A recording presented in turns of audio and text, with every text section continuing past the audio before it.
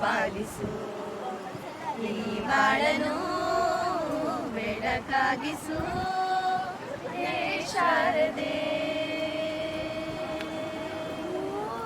ನಾಳೆಗಳ ದಾರಿಯಲ್ಲಿ ನಂಬಿಕೆಯ ನೆಲೆಯಾಗಿಳಿಸು, ಮುನ್ನಡೆಸು ಕೈ ಹಿಡಿದು ನಾವಾಡೋ ಪದ ಪದದಲ್ಲೂ ಸಂಚರಿಸು.